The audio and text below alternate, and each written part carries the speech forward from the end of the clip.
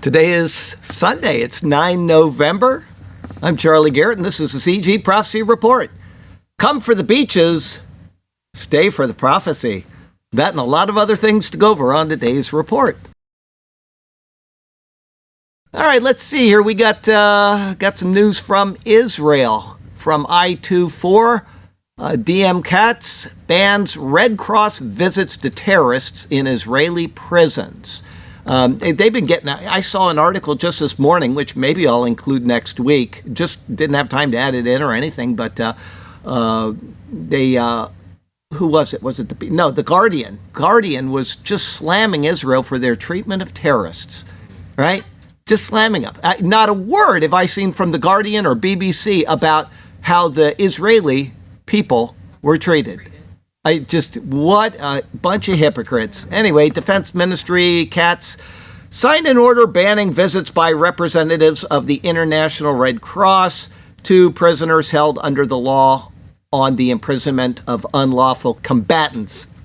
The order was signed in accordance with the minister's authority based on a professional opinion from the General Secretary's service after he was convinced that holding these visits would endanger state security. In other words, if you know the situation with the International Red Cross over in that area, they'll just take any secrets that are known to the Israel's trying to keep. If they find them, they will pass them right on to the enemy. They're sold out in that regard. The opinions presented to me indicate, without a doubt, that the Red Cross visits to terrorists in prisons will seriously harm the security of the state. The security of the state and our citizens come first. From the New York Post, ancient Assyrian inscription unearthed in Jerusalem, this is probably 10 days ago, maybe 9 days ago, describes real events behind Bible story. I love highlighting these things because here we have the Bible, which testifies to the fact that Israel is in the land and the land is Israel's when they're in obedience to the Lord. And then we have the whole world that says, no, they don't belong there. And so we have these things that people dig up out of the ground, and it proves that Israel was in the land and that the Lord has given it to Israel. So archaeologists in Jerusalem have unearthed a 2,700-year-old Assyrian inscription in clay that could shine a light on key events detailed in the Old Testament. Now, this is a teeny little thing. It's only this big, but the 1-inch pottery fragment, part of a seal that was used to authenticate official documents, had reportedly been unearthed in a drainage canal at the Temple Mount in Jerusalem's Old City, marking the first time the evidence of relations between the Assyrian Empire and the Kingdom of Judah had been uncovered in the city. Well, guess who had come against Israel in the past? The Assyrian Empire. There you go. By analyzing the clay, researchers were able to trace the shard's origin to the Tigris Basin region, where several Assyrian hubs were located. It was reportedly inscribed with Akkadian cuneiform. Scientists subsequently deciphered the ancient text, discovering what appears to be a complaint by the Assyrian brass over a delayed tax payment by Judah that had been due on the Av, the 11th month of the Hebrew calendar. From this, researchers deduced that the document was an ancient tax notice from the Assyrian emperor to a Judean king, which rang shockingly similar to a biblical account of how the empire made the kingdom of Judah their vassal state. Per a passage in 2 Kings 18 and 19, during the reign of Judah's king Hezekiah, King Sennacherib of Assyria marched against all the fortified towns of Judah and seized them. King Hezekiah sent this message to the king of Assyria at Lachish: I have done wrong. Withdraw from me, and I shall bear whatever you impose on me. The excerpt read. So the king of Assyria imposed upon King Hezekiah of Judah a payment of 300 talents of silver and 30 talents of gold. Amazing. Amazing. Zero Hedge. Israeli defense firm opens regional arm in the UAE. First since Abraham Accords. A defense firm in a Muslim nation. Contrap Precision Technologies will establish and register the subsidiary in the Abu Dhabi Global Market and Economic Zone in the Emirati capital. The Israeli defense minister approved the move. The Abu Dhabi-based subsidiary will be Contrap's regional arm in the Gulf region. overseeing marketing, sales, and maintenance of its electro-optical systems used for intelligence, surveillance, and reconnaissance missions across the air, land, and sea. Contrap will directly compete for defense tenders in the UAE and neighboring countries. The UAE normalized ties with Israel under the Abraham Accords. Since then, the two countries have strengthened economic and political ties. Now they're into the defense ties as well. Trade of goods between Israel and the UAE totaled around $3.2 billion in 2024. The investment in establishing the UAE subsidiary is estimated to cost up to $30 million. The subsidiary would be managed by an Israeli citizen, and full control would remain in the hands of the Israeli parent company. So, amazing what one guy can do if he just puts his mind to it and says, we're going to have a peace treaty between Israel and the Arabs, and the people follow along and say, okay, we'll do that. Donald Trump. Got some news from Christianity today from the Christian Post. The gospel is spreading at an explosive rate in Africa. Future of Christianity. That may be true, the way that Christianity is devolving in the rest of the world. The thing about, well, just read it and we'll see what they say. Evangelicalism is growing around the world, but nowhere more so than in Africa, where the increase has been explosive, says researcher Jason Mandrick. In a detailed presentation tracking growth, delegates heard how in 1960, evangelicals accounted for only 8% of the global body of Christ. Today it stands at over 25%.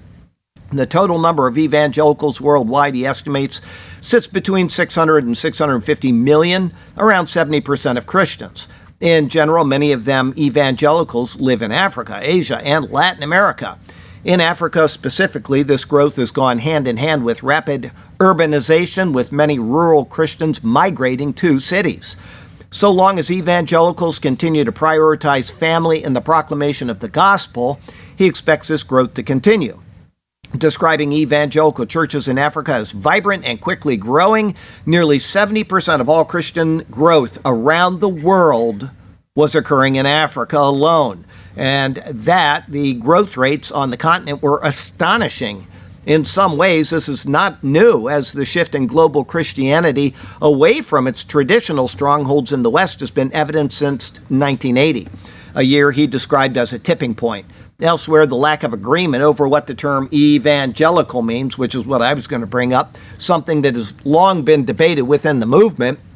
In addition to a dizzy array of definitions, the term evangelical is sometimes being used unfairly, inaccurately, even harmfully. There are many tribes of evangelicals, many points of contention regarding what our priorities should be, and therefore it becomes necessary to acknowledge there is no one single definition to rule them all. It means different things to different people. What is important is for evangelicals to explain their beliefs with clarity and confidence to others, although this has not been made easier by the succession of scandals that have affected the evangelical community in recent years. Okay, evangelicals are very good about proselytizing and getting people in their churches. They're not really good in evangelical churches about doctrine. Okay, it lacks in most of them. In some places, it's so horrific, I hardly dare to call them Christian, except in name only and maybe having been saved. It's more, look at me kind of Christianity. But regardless of that, if people are getting saved, that's a good thing. Hopefully, they will start picking up their Bible and reading it and taking prophecy updates and watching one or two, and that is it. That kind of stuff, it doesn't help you at all to sit all day watching TV programs about Christianity. What helps is reading your Bible, studying your Bible, and listening to sermons that are based on the Bible. Today, we're going to have one that is completely relevant to Israel in the end times. Okay, if you are curious about the end times, today's sermon will be something that you'll want to see. Anyway, we'll go on. Western Journal. U.S. Congressman moves to punish Nigeria for allowing Muslims to slaughter Christians. This was probably 14 or 15 days ago. I got a couple follow-ups on this. Republican Representative Riley Moore has called upon the Secretary of State, Rubio, to designate Nigeria as a country of particular concern, which would limit aid to the African nation. President Trump imposed that designation in his first term, only to have it reversed by Biden because it's okay to kill Christians in Nigeria. What we want is for the killings to stop. Nigerian Christians are facing a systematic campaign of persecution by Islamic terrorist organizations. Multiple Islamic terrorist organizations have been discriminately targeting Christians and killing them. Naming Nigeria a country of particular concern would reduce U.S. support for the government that is turning a blind eye to the killings. I think there is a question if there is collusion in between the current Islamic government in Nigeria and these terrorist organizations that are killing Christians en masse.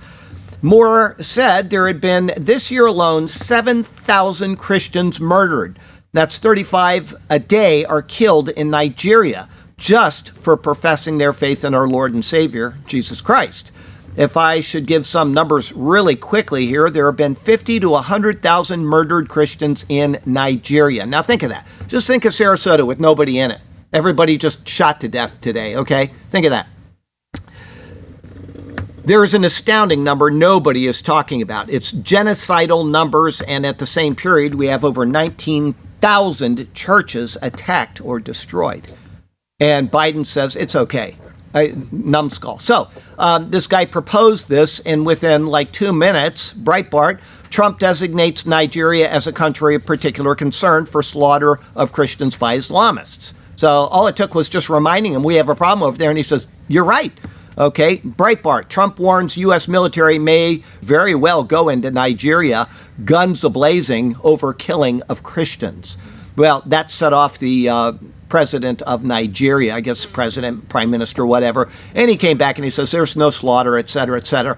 This is not going to be allowed to stand. Trump will now monitor this now that he has redesignated it as it should never have been de-designated, and he will keep an eye on it. Our president will take care of these Christians.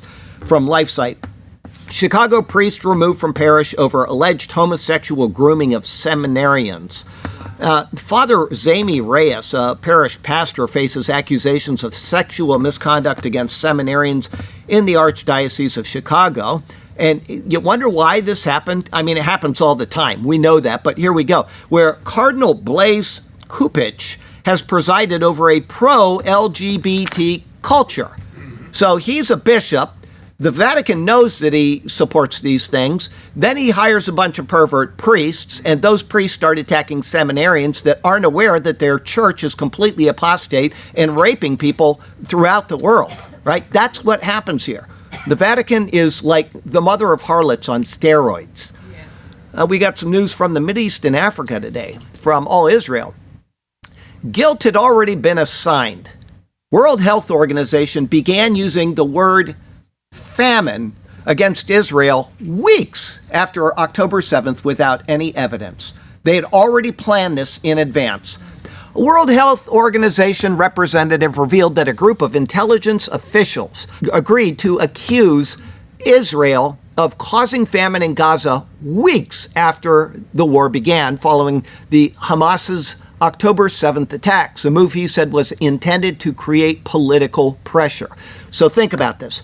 All of the hatred, all of the anti-Semitism, all of the attacks against people around this world of the Jewish denomination were started right at the beginning by the World Health Organization. They were behind this, and they have been the impetus of pushing this agenda, and everybody has followed in suit. All of the left-wing seminaries, which are now in trouble with Donald Trump, followed suit. All of the left-wing news media followed suit. And so what do we have? We've got Antifa all over the place. We've got all of these people hating Israel because of a lie. And they're not smart enough to figure this out. They just keep pursuing this. Dr. Michael Theron, the World Health Organization's representative to Israel, said that international officials met in December 2023, a couple months after October 7th, for a multilateral governance meeting about Gaza in Geneva, Switzerland, where they raised the need to scientifically demonstrate a famine in Gaza. They had to demonstrate it before anything ever happened. Theron said the officials discussed how to use the term for communication and political pressure on Israel. At the very end of the meeting, I won't say exactly where, and it wasn't necessarily at the WHO, rest assured, there was a gathering of experts who asked the question quite forcefully. I was there and I was absolutely stunned. What they were saying essentially was that one should try to find a term that could be used to exert pressure. So yes, I was very shocked by that. Theron said what shocked him the most was that Israel was already being presumed guilty before any investigation. So when these people were saying it would be necessary to demonstrate famine, the guilt had already been assigned. When we talk about genocide, the World Health Organization never went there. Others did, but very early, these people pronounced these two terms, genocide and famine. They were thrown right out from the start. So the crimes were already predetermined, and then the organizations tried to demonstrate them. And for me, that is not normal at all. Theron visited Israel in the aftermath of the Hamas massacres on October 7th, personally visiting Kibbutz Be'eri, Kfar Aza, and the site of the Nova Music Festival at Kibbutz Re'im. Having also visited the scenes of previous genocides in Rwanda and Srebrenica, he said, "For the third time in my life, I saw what a land of massacre looks like." Not speaking of Gaza, but speaking of Israel. I could describe to you what a land of massacre is, but it's that kind of landscape, very silent, echoing, muffled, as I say, frozen in a sort of Pompeii of murder. I've always felt that a land of massacre is not a land of war. I was in Syria. You see lands of war there. It's not the same thing. A land of massacre is a land of massacre. While Theron refused to comment on the charge of genocide, he alluded to the world of medicine. You know, in medicine, when we learn the treatment of a disease, if the treatment is described in 10 pages, it means there is no treatment. A treatment is 3 lines. You take this, it works, and it kills the disease. So the bigger the reports, the more suspicious they are. He compared this to a 24-page report on the Rwanda genocide, which included only one paragraph about the evidence for genocide. Theron noted that the length of some of the reports, with 72 pages of justification, is not an accurate indication of the charges. The World Health Organization representative also said that many of the reports about Israel are tinged with anti-Semitism.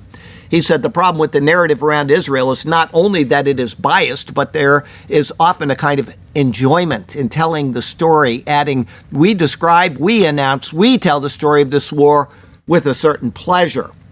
And that's where, for me, all these accounts, wherever they come from, are tinged with anti-Semitism.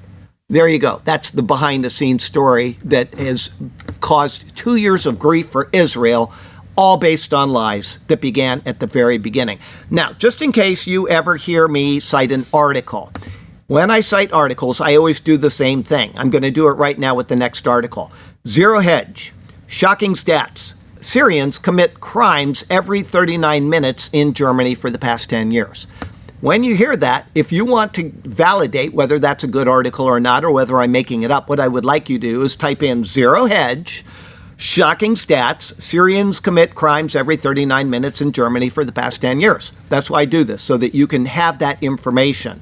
The one that I just gave you in particular, if you want to know that, type in All Israel, the name of the title I gave you, and you will have that.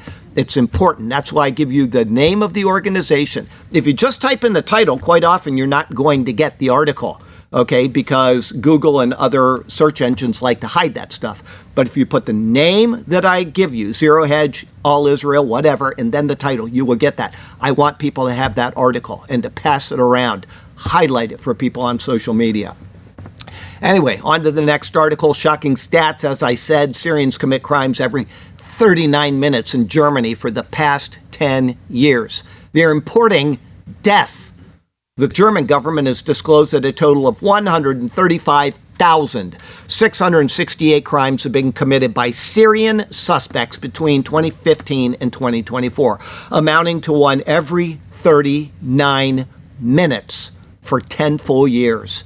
The data also shows large numbers of victims of crimes committed by suspects from other countries of origin, including 82,960 linked to Afghanistan, 69,946 to Iraq, 39,918 to Morocco, 32,383 to Algeria.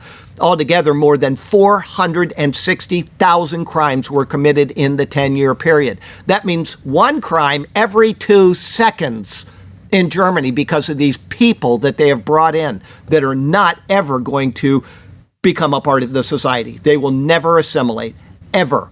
We got a 10-year period involving suspects from the 10 main countries of origin: Syria, Afghanistan, Iraq, Iran, Morocco, Algeria, Nigeria, Pakistan, Somalia, and Eritrea.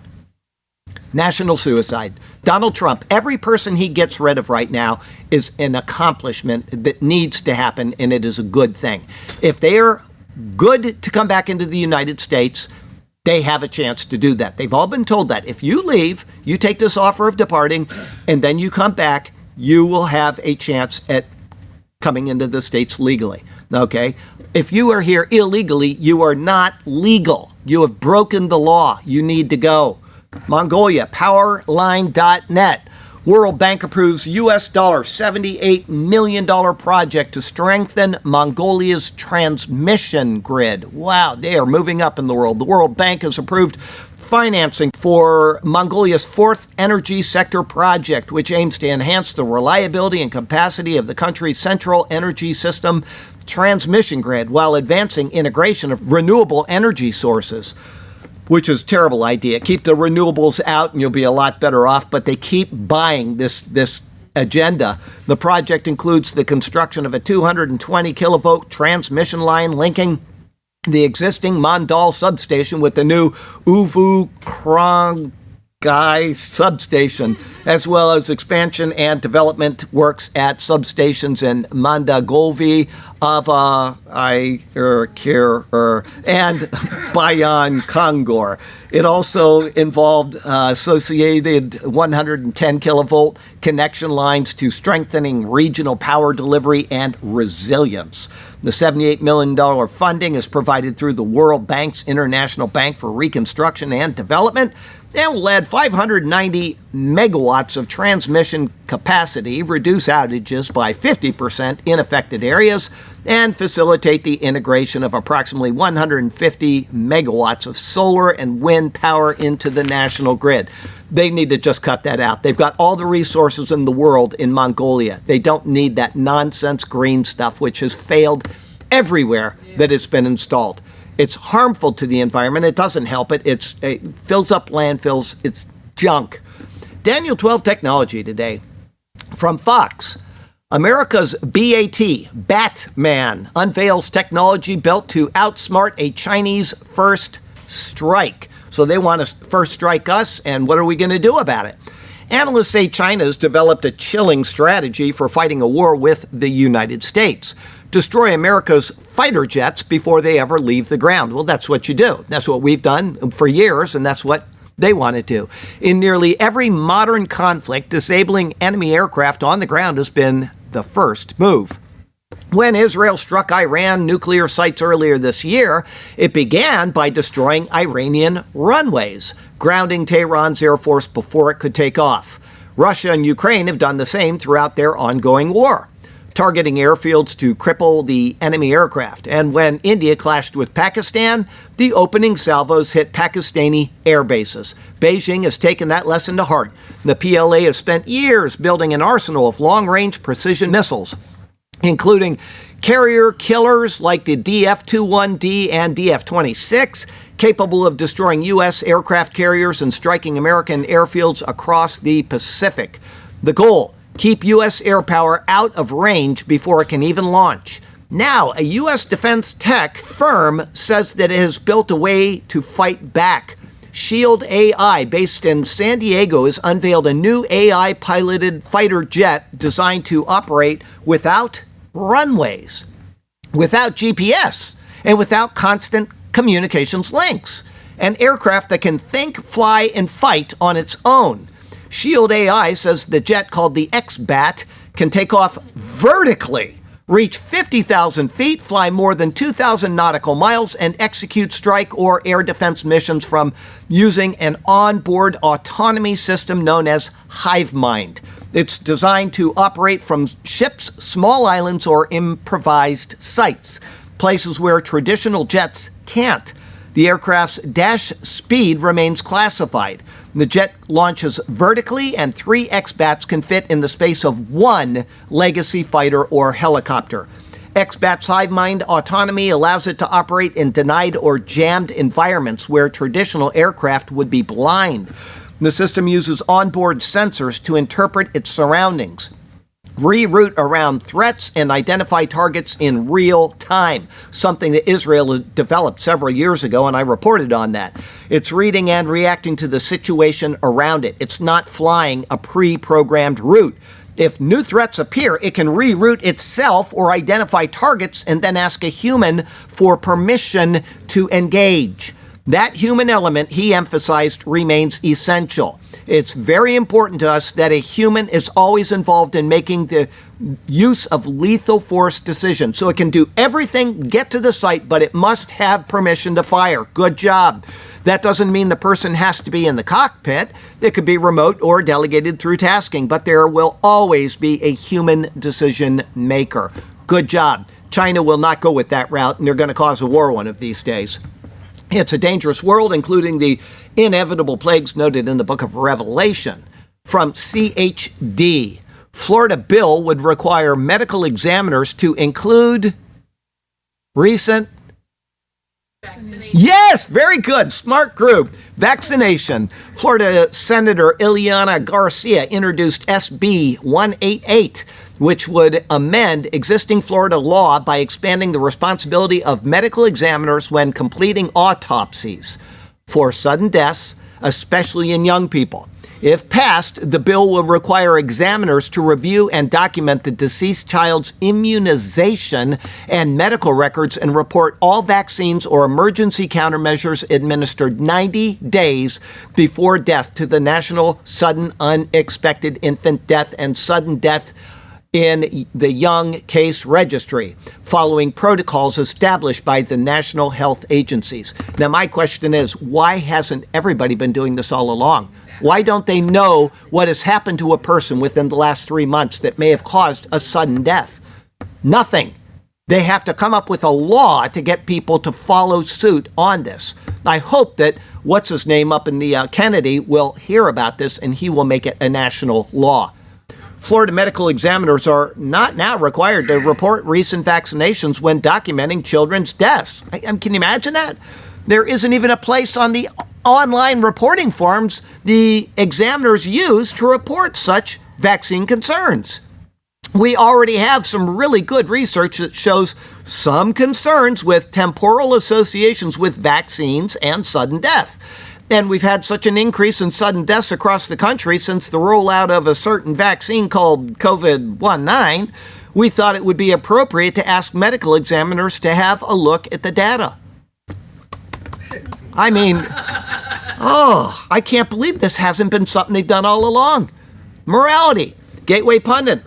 Hunter Biden admits his dad picked Kamala as vice president because she is black.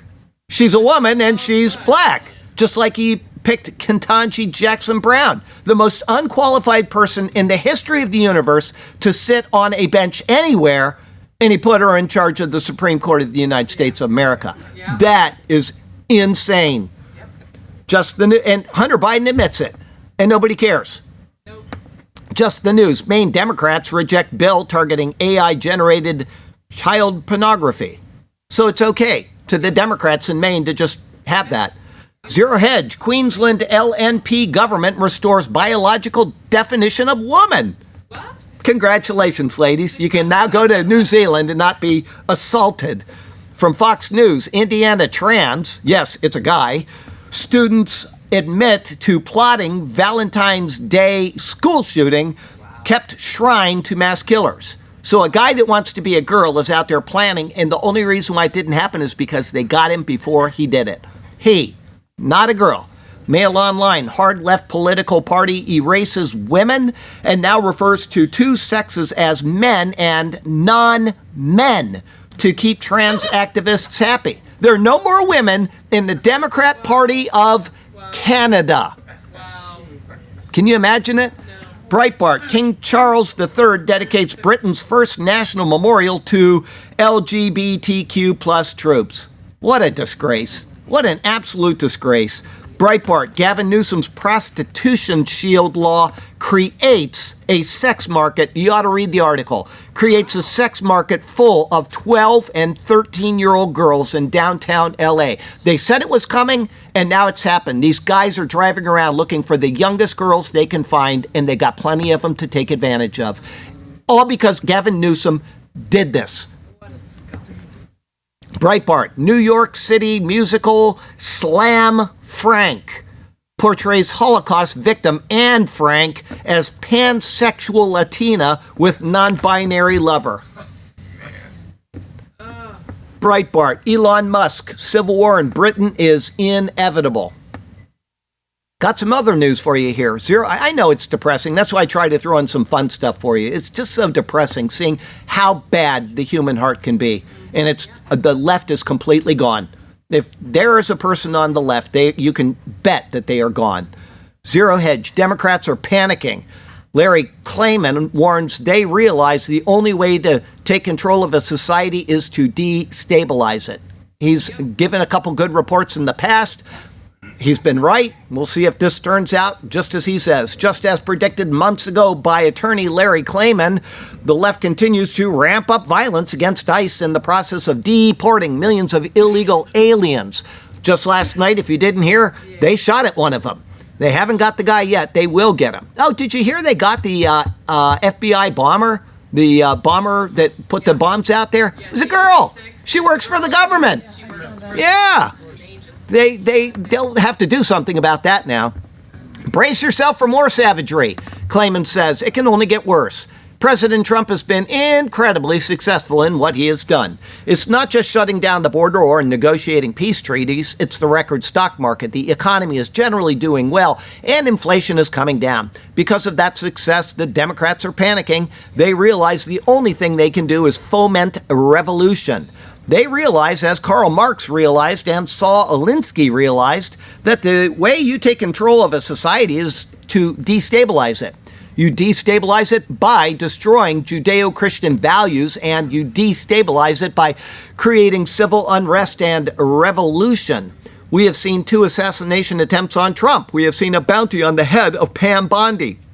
We have seen the assassination of Charlie Kirk. We have seen leaders from Chicago and the governor, the mayor of Boston, and all around the country, Portland and Seattle, are all calling for violence. We are in a situation where Trump would be correct in using the Insurrection Act of 1807 and declaring martial law. I believe he's about ready to do it. Klayman goes on to say, you know what is interesting with regard to martial law? There has never been a Supreme Court opinion that outlaws it. We have used it 68 times in our nation's history for riots. 68 times. But when he does it, they are going to barbecue this man. It is perfectly legal, and it can be done by Trump in a national declaration. It is carried out by a military officer to quell unrest. In the Insurrection Act, the president has to issue a proclamation, and then he can invoke that to quell unrest and civil disobedience that rises to the level of violence. Those are 2 tools he can use, and he ought to use them quickly.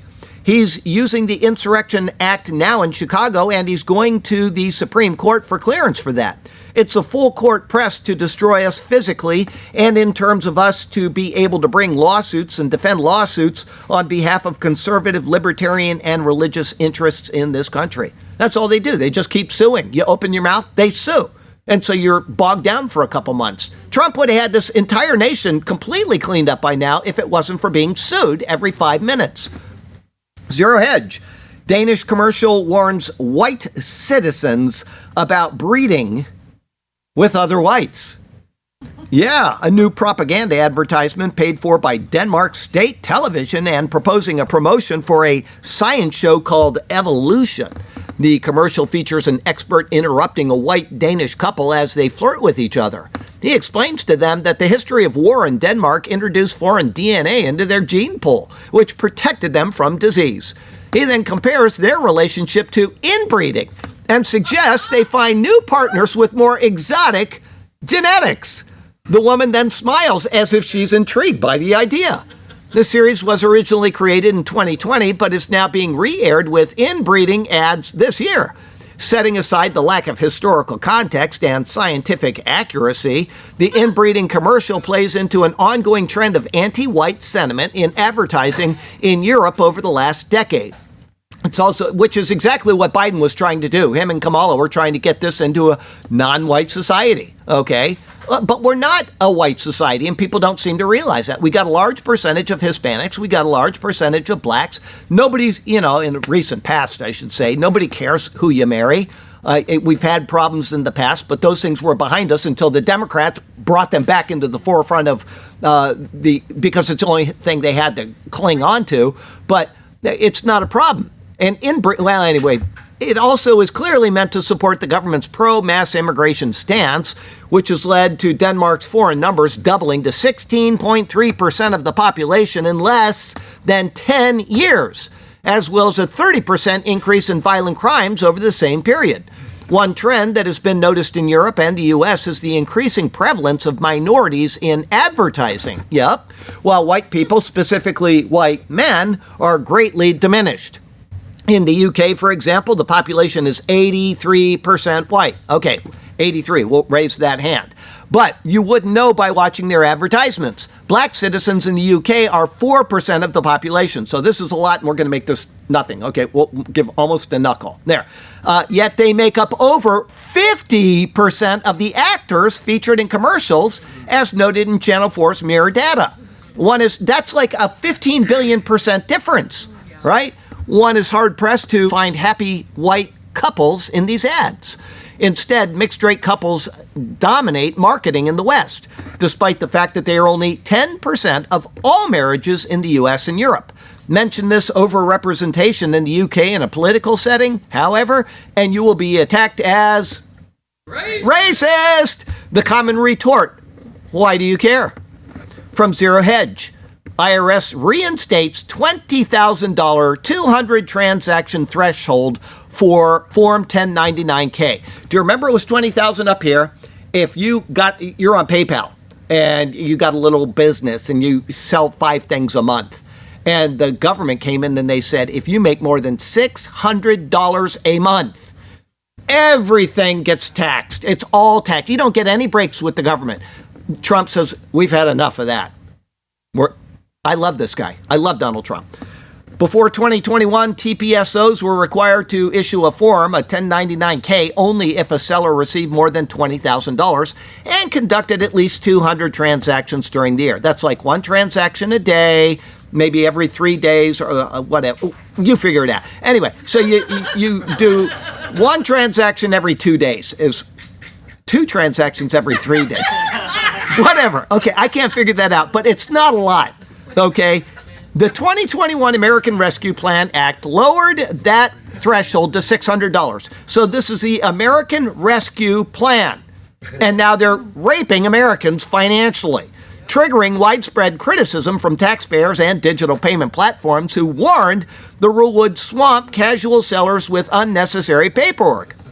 The IRS initially attempted to phase in the lower limit, proposing $5,000 for 2024, $2,500 for 2025, and $600 for 2026 onward. But the One Big Beautiful Bill Act, signed by Trump, permanently repealed those reductions. As a result, TPSOs are again only required to issue Form 1099-K if both of the following are true. Both. The gross payments to a payee exceed $20,000 and the number of transactions exceed 200. The IRS noted that some states maintain lower thresholds that remain in effect locally. I guarantee you they're all blue, blue, blue, blue. The Observer. That's a local paper, by the way. The Observer. Siesta Beach returns to the top of the rankings. So what I'd like you to do is come for the beaches, stay for the prophecy. There you go. From the Post-Millennial, NBC report paints illegal immigrant guilty of sex crimes and felonies as sympathetic, undocumented father after ICE arrest. He's done all of these crimes, and they say he's just an undocumented father. The Post-Millennial, 146 illegal immigrant truck drivers arrested in Indiana in Operation Midway Blitz. That's 146 in one state at one time. They're all over this country. And you wonder why we can't get jobs in this country is because they're hiring them out to people that aren't even qualified. Most of them can't speak proper English. And then we run into problems on the highway. People die, and the left doesn't care. Breitbart. Western Union reports fewer U.S. dollars being sent home by migrants. You want to know why? Because there's fewer migrants, right? Zero Hedge. Russia moves to year-round military draft, anticipating extended Ukraine flight. Can you imagine that? All right. CNBC. NVIDIA becomes first company to reach $5 trillion in its valuation, fueled by AI boom. $5 trillion. That's more than most of the countries on the planet. Zero Hedge. Cracker Barrel. Shares are down 32% this year following century's worst brand blunder. They can go all the way to zero with me, buddy, because I ain't ever going there again. Okay, who said it? Take away the heritage of a people, and they are easily destroyed. Yeah, Karl Marx. Very good. You can have an extra slice of key lime pie today. Okay, got a lesser here for you. About Siesta Key. Hey, have you heard? It is first, neither second nor third. You can tan all your days, but to give thee praise, make your updates superior word. Yay. Hey! Nicely done. Nice touch there. Okay, got a couple ironies and we are done. This is just a warning for all of you that like this kind of thing. Make sure you go to the right place, okay? I know all of you out here are probably a little more conservative than this, but just in case you're not, Florida does have laws. Nudists arrested after stripping on the wrong beach in Florida. They're out there with all these people around them, and they thought, well, this is the nudist beach, and so be careful you don't do that, okay? And then Mail Online. This isn't even irony, but it's just so odd that I had to include it. Brain surgeon is arrested after allowing her 12-year-old daughter to drill a hole in a patient's skull. You think? Such is the world in which we live. So from Sarasota, Florida to Ulaanbaatar, Mongolia, I'm Charlie Garrett, and that is your CG Prophecy Report for the week.